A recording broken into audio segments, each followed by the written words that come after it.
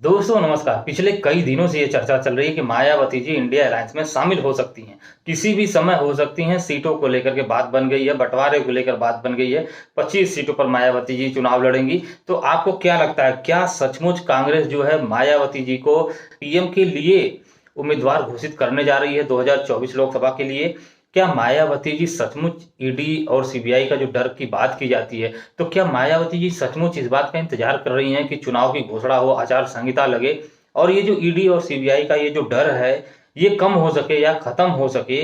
और क्या सोनिया गांधी जी ने सिर्फ मायावती जी की बात नहीं है, उत्तर प्रदेश में अखिलेश यादव भी एक बहुत बड़े फैक्टर हैं। तो क्या सोनिया गांधी जी ने मायावती और अखिलेश यादव दोनों लोगों को मना लिया है? क्योंकि अगर दोनों लोग नहीं मानेंगे तो भी स्थितियां जो है उत्तर प्रदेश में अलग हो जाएंगी। ये दोनों उत्तर प्रदेश की महत्वपूर्ण पार्टियां हैं और दोनों के पास अपना एक बड़ा वोट शेयर है। तो अगर ये दोनों साथ में आएंगे और कांग्रेस फिर उसके साथ में रहती है इंडिया अलायंस की तरफ से, और हर सीट पर एक एक कैंडिडेट आता है इन तीनों लोगों का संयुक्त रूप से, तो वो बीजेपी से फाइट कर सकते हैं बढ़िया तरीके से, जबरदस्त। ऐसा नहीं कहा जा सकता कि ये बीजेपी को हरा ही देंगे, लेकिन फाइट बड़ी जबरदस्त हो जाएगी। बीजेपी जो 400 का दावा कर रही है, यानी जो गोदी मीडिया में ये हल्ला मचाया जा रहा है कि सब कुछ ठीक है और सब कुछ हो गया है, सीट शेयरिंग को लेकर के एनडीए अलायंस में कोई दिक्कत नहीं है और मोदी जी 400 पार जा रहे हैं, बीजेपी जो है 370 के पार जाएगी।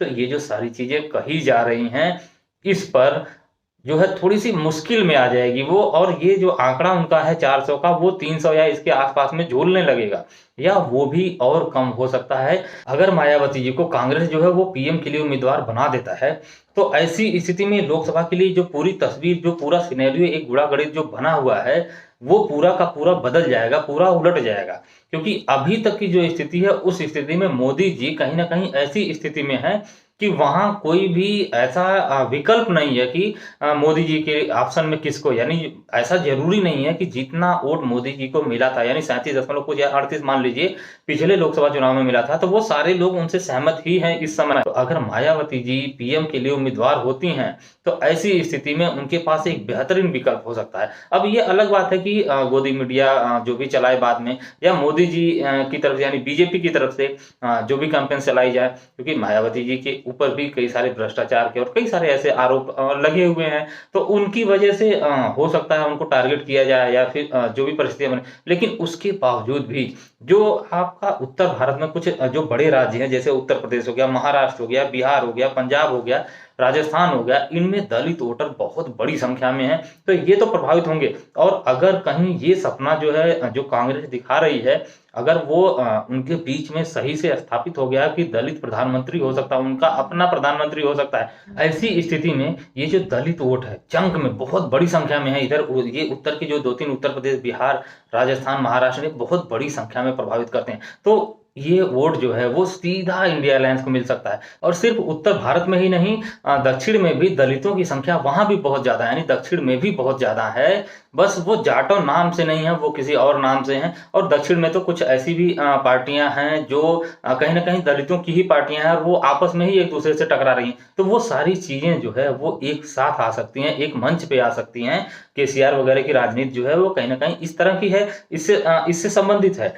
जब ये मायावती जी को कांग्रेस अगर पीएम के लिए कैंडिडेट के लिए अगर आगे रखती है, तो ऐसी स्थिति में वो सारे लोग एक साथ आ जाएंगे। तो ये वोट जो है सिर्फ उत्तर भारत का ही नहीं, पूरे देश में एक माहौल बन सकता है दलित प्रधानमंत्री को लेकर के। और ये जो दलित चेतना के लिए कहा जा रहा है कि जो प्रोफेसर लक्ष्मण जी उठा रहे थे, या प्रोफेसर रविकांत जी उठा रहे थे, या ऐसे और कई सारे जो राजनीतिक विश्लेषक हैं जो उत्तर प्रदेश की जातिगत राजनीति को बेहतर तरीके से समझते हैं, तो वो सारे लोग जो ये कह रहे हैं कि ये पूरे देश के जो दलित वोटर हैं उनके अंदर एक चेतना लाएगा, उनके अंदर एक जो है नई एक तरीके की ये इच्छा जागेगी कि भाई हमारा प्रधानमंत्री आएगा, हमारा प्रधानमंत्री हो सकता है। तो ऐसी स्थिति में वो पूरा का पूरा जो है बहुत सारे आपसी मतभेद और कई सारी चीजों को छोड़ करके और उससे आगे निकलते हुए पूरा एक बड़ी संख्या में वोट जो है वो मोदी जी के अगेंस्ट चला जाएगा। यानी जो मोदी जी को मिला भी हुआ है वोट जो है वो भी वोट कट जाएगा, और ये जो आपस में बिखरा हुआ वोट है वो भी एक साथ आ जाएगा, और पूरा वोट जो है इंडिया अलायंस को जा सकता है। यानी जो कांग्रेस ने अलायंस बनाया हुआ, विपक्षी अलायंस जो बना हुआ है, जिसमें ममता बनर्जी भी है, पहले नीतीश कुमार भी थे,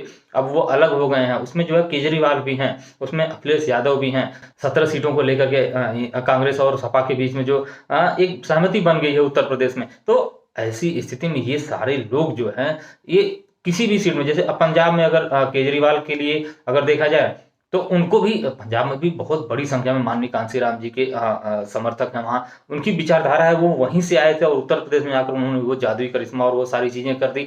तो ऐसी स्थिति में जो वहाँ के दलित हैं वो भी कहीं न कहीं जुड़ जाएँगे इंडिया अलायंस से। तो इसका सीधा फ़ायदा केजरीवाल को भी मिलेगा, दिल्ली में भी कांग्रेस को मिलेगा, उत्तर प्रदेश में भी मिलेगा। और अगर ये सब कुछ इस तरीके से एक तरफ़ा हो जाता है, तो ऐसी स्थिति में बीजेपी का 400 पार जाना, ये कह तो नहीं सकते अभी भी कि वो हार ही जाएँगे, यानी बीजेपी हार जाएगी, इस पे अभी भी नहीं कहा जा सकता। लेकिन उनके लिए 400 ले आना बहुत ही मुश्किल हो जाएगा। उनके लिए 2024 का जो चुनाव, लोकसभा चुनाव है, वो बहुत ही मुश्किल हो जाएगा और उन्होंने वो कल्पनाएँ भी नहीं की होंगी कि किस तरीके की मुश्किलों का सामना उन्हें करना पड़ेगा एक-एक सीट पर। अब इस तरह के बहुत सारे सवाल जो है रोज़ उठ रहे हैं, रोज़ आ रहे हैं और इसमें जो है सबसे बड़ी जो चीज़ थी कि भई अच्छा ये सारी चीज़ें कही तो जा रही हैं, लेकिन इसका कोई ऑफ़िशियल डाटा तो है नहीं।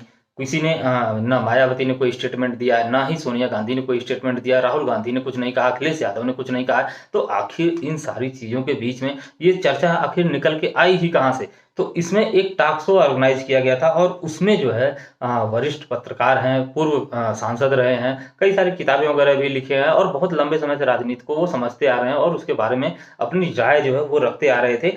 संतोष भारती ने ही इसको सबसे पहले पिछले हफ्ते एक टॉक शो में वो बात कर रहे थे और वहाँ उन्होंने कहा कि उनके सूत्रों के हिसाब से मायावती जी और सोनिया गांधी जी के बीच में लगभग मामला जो है वो तय हो गया है। बातचीत जो है वो हो रही है और इसमें सहमति बनती हुई नजर आ रही है। उनका कहना था कि करीब-करीब 99% आप मान करके चलिए कि ये गठबंधन जो है उत्तर प्रदेश में होगा और उत्तर प्रदेश के साथ-साथ ये पूरे देश में जो है ये बड़े स्तर पे प्रभावित करेगा। मायावती जी के साथ इंडिया अलायंस में आना और इस गठबंधन को लेकर के सबसे बड़ी जो मुश्किल बताई जा रही थी कि वो मायावती जी का और अखिलेश यादव का गठबंधन हो नहीं पाएगा, यानी सपा और बीएसपी का जो अलायंस है वो उत्तर प्रदेश में हो नहीं पाएगा। इन पार्टियों के बीच में कई सारे मतभेद हैं और कई सारी ऐसी स्थितियां हैं कि वो एक दूसरे पर कई सारे ऐसे आरोप लगाते आ रहे हैं और लंबे समय से आरोप लगाते आ रहे हैं कि वो पार्टी तोड़ रहे हैं, तो कहीं वो कुछ और कर रहे हैं। तो इस तरीके की स्थितियां पिछली बार भी देखने के लिए मिली थी कि कई सारे विधायक और कई सारे जो पूर्व सांसद थे वो लोग फूट करके इधर उधर हुए थे। तो आपसी मतभेद इनके बीच में बहुत, तो इस चीज को सेटल करने के लिए संतोष भारती का ये कहना है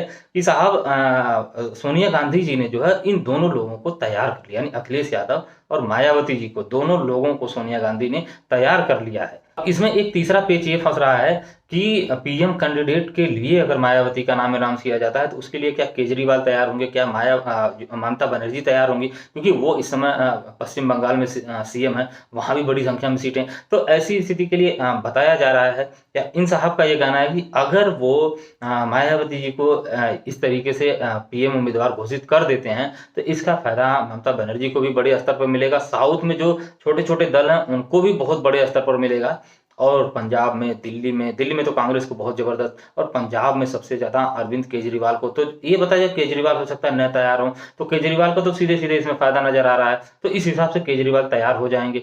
ममता बनर्जी को लेकर के है तो ममता बनर्जी को भी जो है माना जा रहा है कि वो आए, कुछ समय भले लगे इसमें, लेकिन वो भी तैयार हो जाएंगी। और अभी तक इसकी घोषणा नहीं हुई है या ऑफिशियल कोई चीज नहीं निकल के आई है, तो इसके पीछे ऐसा भी हो सकता है कि ये दो चेहरे जो हैं अभी इस बात से बहुत सहमत ना हो। खड़गे जी के नाम पर भले ही वो सहमत हो गए थे दलित प्रधानमंत्री के लिए और सारी चीजों के लिए, लेकिन मायावती जी के नाम पर हो सकता है वो अभी सहमत ना हो, इस वजह से इसमें डिले हो रहा हो। या जो दूसरा मैंने आपको शुरू में ही एक सवाल जो था कि क्या मायावती जी वेट कर रही हैं, क्या वो इंतजार कर रही हैं कि चुनाव की घोषणा हो, आचार संहिता लगे और ईडी सीबीआई और इन सारी चीज़ों की जो कार्रवाइयाँ वो कम हो, पुलिस प्रशासन जो है वो चुनाव आयोग के अंडर में आए, ताकि इस तरीके की जो राजनीतिक द्वेष के लिए जो कार्रवाइयाँ की जाती हैं या राजनीतिक हित साधने के लिए जो कार्रवाइयाँ की जाती हैं कानूनी, उस तरीके की चीज़ों से उनको मुक्ति मिल सके या उसका डर उन्हें थोड़ा कम रहेगा। हालांकि ये सारे आरोप और कई सारी चीजें रहती है, इस पर पुख्ता अभी कहा ही नहीं जा सकता किसी को भी कि ऐसा है वह या वो डर ही रही हैं, लेकिन इस तरीके की चीजें की जाती हैं, कही जाती हैं, लोग यही चर्चा करते हैं कि इस वजह से मायावती जी कहीं ना कहीं अपने कदम रोक लेते हैं या पीछे रुक जाती हैं। और इसके बाद आप अगर पिछले बार जब इनका अलायंस हुआ था तो आप अगर उसमें देखेंगे तो आपको मिलेगा कि जब अलायंस तोड़ा, मायावती जी ने अपनी तरफ से इसके लिए अनाउंस किया और उन्होंने प्रेस कॉन्फ्रेंस में यही कहा था कि कुछ राजनीतिक मजबूरियां या कुछ समस्याएं जो भी उन्होंने कही थी, वो अक्षर से शब्द मुझे ध्यान नहीं आ रहा है, पर आप देखेंगे तो कहीं ना कहीं उसको लेकर जो विश्लेषण हुआ था उसमें यही कहा गया था कि मायावती जी कहीं ना कहीं उन समस्याओं से परेशान है अच्छा, संतोष भारती जी की जो ये बात थी, इस पर कुछ और लोग थे, कुछ और जो यहाँ के उत्तर प्रदेश के यानी लखनऊ के जो विशेषज्ञ हैं, कुछ दिल्ली के हैं, उन लोगों ने भी इस पर अपनी कहीं न कहीं सहमति ही जताई है, या उन्होंने भी संभावना जताई है, अधिकतम संभावना जताई है कि ऐसा हो सकता है। उसमें चाहे आप प्रोफ़ेसर लक्ष्मण यादव को ले लीजिए, चाहे आप जो है प्रोफ़ेसर रविकांत जी को ले लीजिए, या फिर दिल्ली की सत्ता के बहुत जो है समझदार, या एक तरीके से कहें वरिष्ठ पत्रकार हैं और दिल्ली की सत्ता को बेहतर तरीके से समझते हैं, अशोक वानखेड़े जी, उनको आप ले सकते हैं। उन्होंने भी कहीं न कहीं ऐसी ही संभावना जताई कि जो 10 जनपद का जो फ़ोन है वो लगातार बज रहा है, तो उनके सूत्रों के हिसाब से। अब इन सारी चीज़ों में कहीं न कहीं एक समस्या ये आती है कि ये सूत्रों के हवाले से खबर होती है, उनकी अपने कोई भी इंटरनल सूत्र हो सकते हैं जिस वजह से उन्हें ये सूचना मिली हो और उन्होंने सोशल मीडिया पर कहा, या किसी चर्चा में उन्होंने अपनी बात कही, जैसे संतोष भारती जी ने कही, और इसकी अभी कोई ऑफ़िशियल अनाउंसमेंट नहीं हुई है, कोई ऐसी चीज़। तो इन सारी चीज़ों को लेकर के पुख्ता 100% श्योरिटी नहीं कह सकते कि नहीं ऐसा होगा ही। इसीलिए सभी लोगों का लगभग मानना है कि इसके अधिकतम चांस है। संतोष भारती जी ने भी कहा कि 99% चांस है, 1% उन्होंने छोड़ दिया है संभावना। वही 100% नहीं कह सकते, क्योंकि राजनीति में कई सारी चीज़ें ऐसी होती हैं कि कहते कुछ हैं, करते कुछ हैं, होता कुछ है। बिहार को आप देख सकते हैं, सबसे बड़ा उदाहरण जो मैं आपको अक्सर देता रहता हूँ कि नीतीश कुमार ने क्या कहा था और क्या किया, हुआ क्या। तो इस वजह से हालाँकि बिहार में लेकर के भी अभी स्थितियाँ जो है वो चिराग पासवान को लेकर थोड़ा-सा जो है माहौल बदल रहा है। तो अभी उसके बारे में हम बाद में बात करेंगे। तो ऐसी संभावना है कि ये अलायंस होगा। ऐसा अगर होता है तो बीजेपी के लिए मुश्किलें बहुत ही बढ़ जाएँगी। बीजेपी के लिए ये 400 का आंकड़ा छू पाना या पार कर पाना बहुत ही मुश्किल हो जाएगा। इतना ही नहीं, उन्होंने जो लिस्ट जारी करी है, उसमें जिन कैंडिडेट का नाम उन्होंने दिया हुआ है, उसमें से बहुत सारे कैंडिडेट के नाम को बदलना पड़ सकता है, उन पर फिर से विचार करना पड़ सकता है कि भाई इन्हें लिया जाए कि ना लिया, इन्हें ही यहाँ से लड़ाया जाए या कुछ बदला जाए। बहुत सारे परिवर्तन हो सकते हैं। अच्छा, इसमें एक और महत्वपूर्ण चीज़ है, पिछले बार का वोट शेयर अगर आप देखेंगे तो 37 दशमलव कुछ यानी 38% मान लीजिए बीजेपी को मिला था, बाकी 62% ऐसा था जो बीजेपी के अगेंस्ट गया था, यानी उनको नहीं मिला था, छिटपुट पार्टियों को और अन्य लोगों, अन्य छोटे-छोटे जो क्षेत्रीय दल हैं उनके बीच में बँट गया था। तो इसमें एक चीज़ ये मानी जा रही है कि बीजेपी के खिलाफ बहुत बड़ा वोट शेयर है, जो उनको वोट अभी भी नहीं दिया था, भले ही वो इतनी बम्पर सीट लेकर के आए हों, और इस बार भी अगर वो 10-5% और गेन कर लेते हैं, ऐसी स्थिति में भी 50% से अधिक वोट जो है वो उनके अगेंस्ट ही है, कहीं न कहीं बिखरा हुआ है। तो इंडिया अलायंस के जीतने की संभावना सिर्फ़ इसलिए घटती जाए क्योंकि वो बातें तो कर रहे हैं, ए टू ज़ेड उनका जो आ रहा है वो सब कुछ एकदम पॉइंट टू पॉइंट आ रहा है, लेकिन उनके लिए जो हवा बननी चाहिए, जो माहौल बनना चाहिए, वो माहौल बन नहीं पा रहा है। और ऐसा माना जा रहा है कि अगर वो मायावती जी को पीएम कैंडिडेट घोषित कर देते हैं, तो उनके फ़ेवर में एक ऐसी हवा बन जाएगी जो मोदी जी को टक्कर दे सकती है। क्योंकि अभी भी अगर देखा जाए तो इंडिया अलायंस को लेकर के उतना जो है लोगों के बीच में उतना एक श्योरिटी नहीं है। लोग उस तरीके से अभी भी विश्वास नहीं कर रहे हैं। भले ही राहुल गांधी की यात्राओं में बहुत ज़बरदस्त भीड़ है, लोग, जनता उनके साथ है, लेकिन फिर भी कहीं न कहीं अभी भी इंडिया अलायंस की जीत पर, या वो बम्पर जीत पर, या इस तरीके की स्थिति उत्पन्न हो कि मोदी जी को वो हरा ही देंगे, इस पर अभी भी असमंजस बन रहा है। लोग इस चीज़ को मानने के लिए तैयार नहीं है कि मोदी जी को कोई हरा पाएगा। और अगर मायावती जी को इस तरीके से कांग्रेस प्रेज़ेंट कर देती है पीएम उम्मीदवार के तौर पर, तो ऐसी स्थिति में हवा बन सकती है, ऐसी भी संभावना है। और अगर ये हवा बन गई तो मोदी जी के लिए बहुत ही मुश्किल हो जाएगा। मायावती जी मोदी जी को हरा ही देंगी, ये अभी भी डाउट है, लेकिन हवा तो बन जाएगी, और वो हवा जो है बहुत बड़ा परिवर्तन कर सकती है। अब इसमें एक दूसरी चीज़ ये भी चर्चा हो रही है कि अगर सोशल मीडिया पर ये सारी खबर आ गई, किसी के सूत्रों के हवाले से उसे खबर मिल गई कि इनके बीच में बातचीत हो रही है, तो क्या बीजेपी को नहीं पता चलता होगा? क्या उनका सिस्टम जो है वो नहीं काम करता है? क्या वो नज़र नहीं रखते होंगे कि भाई क्या हो रहा है? तो इस पर उनकी भी नज़र होगी कि अगर ऐसा हुआ तो क्या करेंगे? तो उन्होंने अपने लिए भी बहुत सारे कुछ ना कुछ प्लान तो ज़रूर बनाए होंगे, क्योंकि बीजेपी के लिए इस समय 272 लाना बहुत ही एक मुश्किल कड़ी बना हुआ है। गोदी मीडिया भले ही कहे कि हम इतना ले आ रहे हैं और वो सब कुछ हो गया, ऐसा हो गया, वैसा हो गया, लेकिन ऐसी कंडीशन में भी अभी भी बीजेपी के लिए 270-272 ले आ पाना अभी थोड़ा-सा मुश्किल बना हुआ है। इतना आसानी से वो नहीं ले आ पाएगी। ऐसा नहीं है कि नहीं ले आ पाएगी, लेकिन इतना आसानी से जिस तरीके से गोदी मीडिया में फैलाया जा रहा है, वो मुश्किल है कहना कि इतना आसानी से वो इतनी बड़ी संख्या में वो जीत जाएँगे। अच्छा, बीजेपी का जो अलायंस है, एनडीए अलायंस, एनडीए अलायंस में कई सारे स्टेट, जैसे महाराष्ट्र को ही ले लीजिए, तो उसमें अजीत पवार हैं, उसमें शिंदे हैं, जो कि अलग अलग पार्टियों से टूट करके आए हुए हैं वो लोग। तो अगर वो लोग कम सीटों पर लड़ते हैं तो उनका भविष्य में फिर क्या अस्तित्व रहेगा, या उन्हें कब खत्म कर दिया जाएगा, या उनकी पार्टी को कब और ज़्यादा डाउन कर दिया जाएगा। तो इसके लिए कहीं ना कहीं वो भी अपनी फाइट में रहना चाहेंगे। तो इसको लेकर के भी ये चर्चा है कि महाराष्ट्र जैसे बड़े स्टेट में जहाँ 48 सीटें हैं, सीट शेयरिंग को लेकर के मामला फंसा हुआ है, बिहार को लेकर के सीट शेयरिंग में मामला फंसा हुआ है एनडीए अलायंस का। तो ऐसा भी हो सकता है कि ये जो क्षेत्रीय दल जो है वो एनडीए में हैं भले ही, लेकिन वो सीट शेयरिंग के मामले में कहीं ना कहीं समस्या पैदा कर सकते हैं। तो ऐसी स्थिति में भी बीजेपी के लिए 400 पार ले आना जो है वो मुश्किल हो जाएगा। और वो जो छोटे दल हैं वो अब किस तरीके से आए हैं, किस तरीके से पार्टी उनकी हो गई है, तो उन्हें भी अच्छे तरीके से पता है कि अगर उनकी प्रेजेंस अगर अच्छी नहीं होगी तो फिर हो सकता है भविष्य में फिर उनसे पार्टी किसी और को मिल जाए, और उनका फिर वो भी कहीं के न रहें। तो इस चीज़ से भी बचने के लिए वो भी अपना प्रयास करेंगे। तो सीट शेयरिंग को लेकर के भी अभी कई सारी सीटों पर जो है वो दाव फंसा हुआ है, पेंच फंसा हुआ है। और कुल मिलाकर अगर कहा जाए तो बीजेपी के लिए 2024 लोकसभा चुनाव जो है वो बहुत ही मुश्किल होने वाला, बहुत ज़्यादा मुश्किल। बहरहाल ये सब जो है वो संभावनाओं और सूत्रों और कई सारी चीज़ों के हवाले से है। इसमें अभी भी आधिकारिक रूप से कोई पुष्टि नहीं हुई है कि ऐसा कुछ होने वाला है।